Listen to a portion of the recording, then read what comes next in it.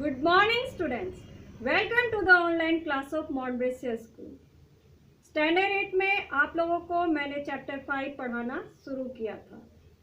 कल आप लोगों को मैंने इस चैप्टर में यह बताया कि लेखक के बड़े भाई साहब बहुत ही अध्ययनशील थे। हमेशा वो पढ़ाई करते रहते थे और कभी कभी अपने दिमाग को आराम देने के लिए वो किताब या कॉपी पर कुछ चित्र भी बना दिया करते थे।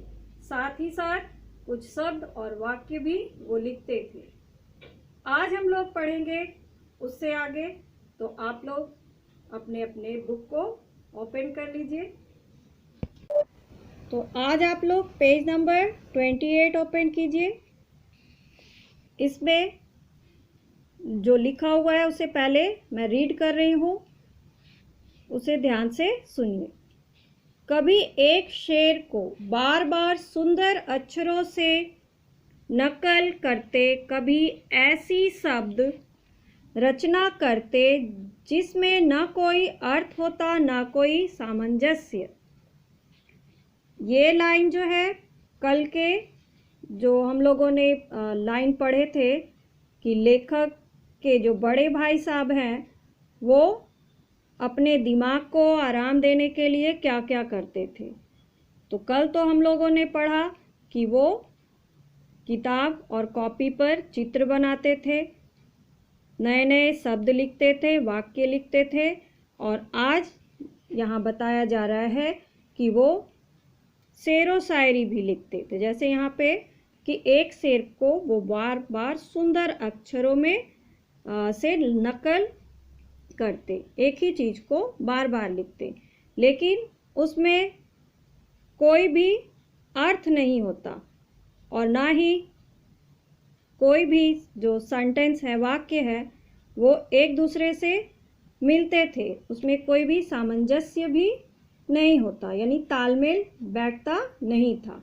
मसलन एक बार उनकी कॉपी पर मैंने यह इबारत देखी। इबारत का अर्थ होता है लेख, ठीक है।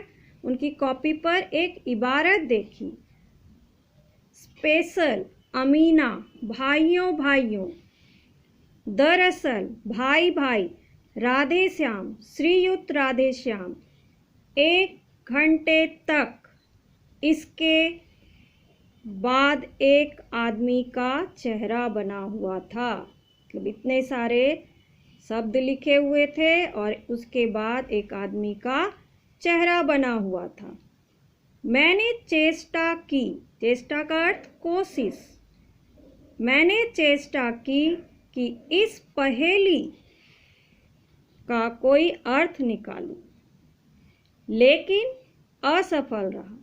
लेखक ने बहुत कोशिश की कि इन सब शब्दों को पढ़कर इसका कोई वो अर्थ निकाल सके, पर उसमें वो असफल रहे और उनसे पूछने का साहस न हुआ। तो वो तो इनके बड़े भाई थे, तो उनसे पूछने का साहस ये भला कैसे कर सकते थे।